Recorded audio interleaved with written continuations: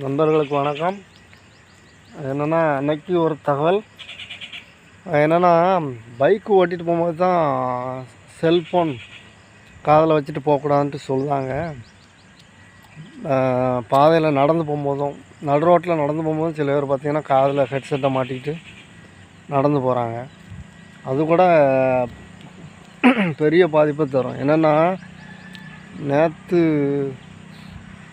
Main ரோட்டில் போகும்போது என்னென்னா, ஒரு காலேஜ் பெண் பிள்ளை என்ன பண்ணுச்சுன்னா, காதில் ஹெட்செட் வச்சுக்கிட்டு மொபைலோட கையில் வச்சுட்டு பேக் போட்டு அசால்ட்டாக அந்த தெருவில் இருந்து பைக்கு பஸ்ஸு காரு எல்லாம் வருது.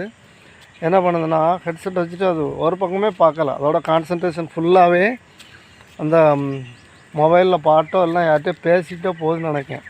என்னென்னா, அதோட கவனம் ஃபுல்லாகவே அதில் தான் இருக்குது. அசால்ட்டாக ரோட்டை கிராஸ் பண்ணுது. 2 பைக்கு போய் கிட்ட நிற்கி.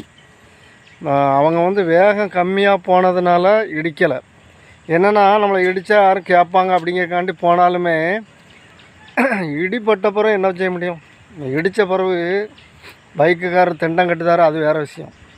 பாதிப்பு பைக்குக்கு கீழே விழுந்தாலுமே பைக்குக்கு தான் அடிபடும். ஆனால் நமக்கு அடிபட்டால் எவ்வளோ பாதிப்பு இருக்குங்கிறத யோசிச்சுக்கோங்க.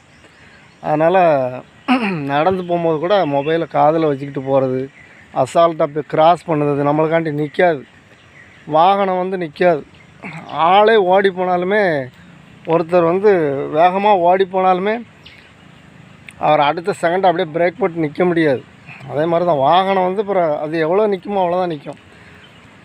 அதனால் ரோட்டில் நடந்து போகிறவங்க கூட கவனமாக பார்த்துக்குவாங்க. 2 பக்கம் பார்த்துட்டு அதுக்கப்புறம் கிராஸ் பண்ணுங்கள். தகவலை கேட்டதற்கு நன்றி.